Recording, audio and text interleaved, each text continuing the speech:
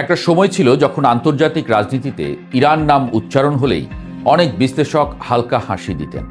তাদের ধারণা ছিল এটা এমন একটা রাষ্ট্র, বাইরে শক্ত দেখালেও ভেতরে ভেতরে ফাটল ধরা দেয়াল, একটু চাপ দিলেই হয়তো ভেঙে পড়বে। কেউ বলতো অর্থনীতি দুর্বল, কেউ বলতো জনগণ অসন্তুষ্ট, নারীদের দমিয়ে রাখা জাতি, মধ্যপ্রাচ্যের অন্য দেশের সাথে সম্পর্ক ভালো না, কেউ বলতো শাসন ব্যবস্থা টিকবে না বেশি দিন। কিন্তু ইতিহাসের সবচেয়ে বড় ভুলগুলো সাধারণত যুদ্ধ শুরু হওয়ার আগেই করা হয়, আর ইরানকে নিয়ে সেই ভুল হিসেবটাই এখন একে একে সামনে আসছে।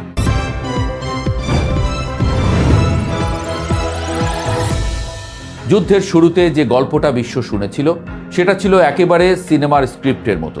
বলা হচ্ছিল ইরানকে সামরিকভাবে হারানো কঠিন নয়, বরং ভেতর থেকেই উপড়ে ফেলা সম্ভব।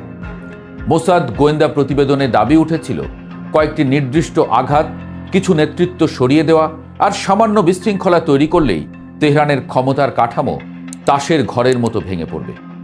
বিশ্বের বড় বড় সংবাদ মাধ্যমে এখন উঠে আসছে সেই পরিকল্পনার গল্প। সেখানে বলা হয়েছিল ইরানের জনগণ অপেক্ষা করছে শুধু একটি স্ফুলিঙ্গের জন্য, সেই আগুন লাগিয়ে দিলেই রাস্তায় নেমে আসবে মানুষ, আর কয়েকদিনের মধ্যেই শাসন ব্যবস্থা বদলে যাবে।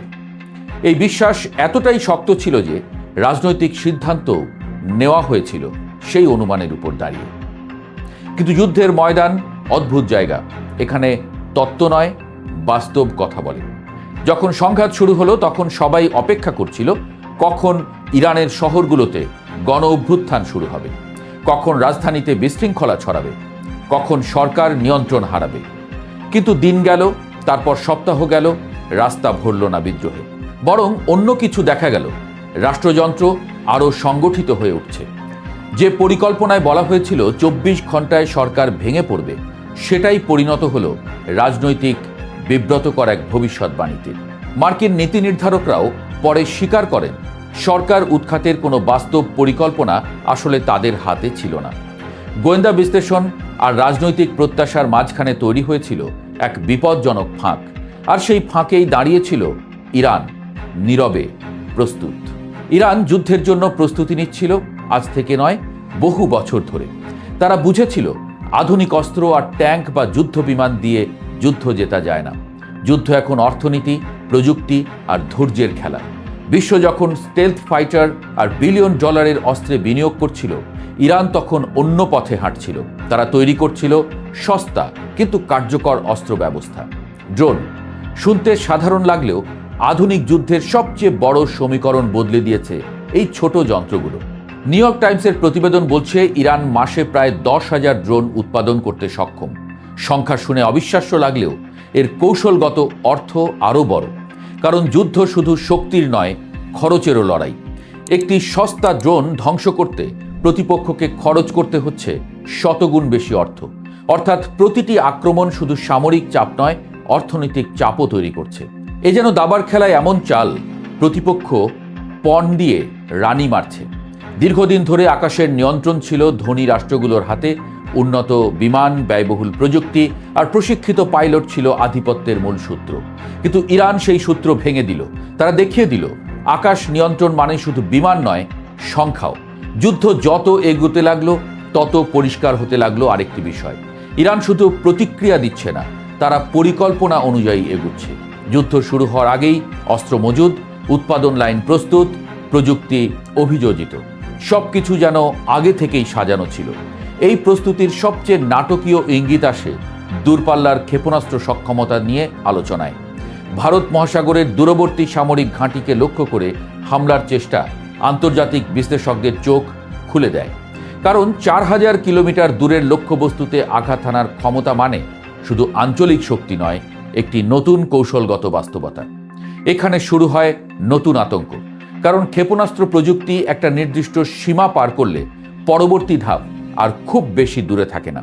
মহাকাশে স্যাটেলাইট পাঠানোর প্রযুক্তি আর আন্তঃমহাদেশীয় ক্ষেপণাস্ত্র প্রযুক্তির মাঝে ব্যবধান অনেক সময় শুধু রাজনৈতিক সিদ্ধান্তের।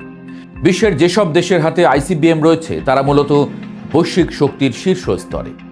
এই অস্ত্র এমন যা এক মহাদেশ থেকে আর এক মহাদেশে মুহূর্তে ধ্বংস ডেকে আনতে পারে। শব্দের চেয়েও বহুগুণ দ্রুত গতিতে ছুটে যাওয়া এই ক্ষেপণাস্ত্র প্রতিরোধ করা প্রায় অসম্ভব। আর আধুনিক প্রযুক্তিতে একটি ক্ষেপণাস্ত্র থেকে একাধিক ওয়ারহেড বের হয়ে আলাদা আলাদা শহর লক্ষ্য করতে পারে। এই বাস্তবতা বুঝতে পারার পর আন্তর্জাতিক বিশ্লেষকদের ভাষা বদলে যেতে শুরু করেছে। আগে যেখানে প্রশ্ন ছিল ইরান টিকবে কিনা, এখন প্রশ্ন হচ্ছে ইরান কত দূর যেতে পারে। যুদ্ধের প্রথম দিকে রাজনৈতিক বক্তব্যে শোনা গিয়েছিল মুক্তির ডাক। বলা হয়েছিল জনগণ নিজেরাই ক্ষমতা হাতে তুলে নেবে, কিন্তু বাস্তবে ঘটল উল্টো। বাইরের চাপ যত বাড়ল, ভেতরের সংহতি তত শক্ত হলো। এটাই সম্ভবত সবচেয়ে বড় ভুল হিসাব ছিল, কারণ ইতিহাস দেখায় বাইরের হুমকি অনেক সময় ভেতরের বিভাজন মুছে দেয়। আজ পরিস্থিতি এমন দাঁড়িয়েছে যে যারা পরিকল্পনা করেছিল দ্রুত বিজয়ের, তারাই এখন প্রশ্নের মুখে। অভিযোগ উঠছে গোয়েন্দা বিশ্লেষণের ব্যর্থতা নিয়ে। কে ভুল তথ্য দিয়েছিল, কেন বাস্তবতা যাচাই করা হয়নি, এই বিতর্ক এখন রাজনৈতিক অঙ্গনে ছড়িয়ে পড়েছে। কিন্তু যুদ্ধ কাউকে দ্বিতীয় সুযোগ দেয় না। যার ক্ষতি হওয়ার তা ইতোমধ্যেই হয়ে গেছে। ইরান সম্ভবত নিজের সবচেয়ে বড় বার্তাটা দিয়ে ফেলেছে। তারা শুধু টিকে থাকতে চায় না, তারা খেলার নিয়ম বদলাতে চায়। অস্ত্রের শক্তি দিয়ে নয়, হিসাবের শক্তি দিয়ে। বিশ্ব রাজনীতির মঞ্চে এখন নতুন বাস্তবতা তৈরি হচ্ছে, যেখানে শক্তি মানে শুধু অর্থ নয়, ধৈর্য। আধিপত্য মানে শুধু বিমানবাহী রণতরী নয়, বরং সস্তা প্রযুক্তির বুদ্ধিদীপ্ত ব্যবহার। সবচেয়ে বড় কথা, যুদ্ধের আগে যে গল্প লেখা হয়, যুদ্ধ শেষে ইতিহাস সেই গল্পকে প্রায়ই বদলে দেয়। ইরানকে নিয়ে বিশ্বের ভুল হিসাব হয়তো সেই পরিবর্তনেরই সবচেয়ে বড় উদাহরণ হয়ে থাকবে। শেষ পর্যন্ত দেখা গেল যে দেশটিকে সবাই দুর্বল ভাবছিল, সেই আসল সময়ে নিজের পক্ষে নিয়ে যুদ্ধ শুরু হওয়ার আগেই অর্ধেক যুদ্ধ জিতে রেখেছিল।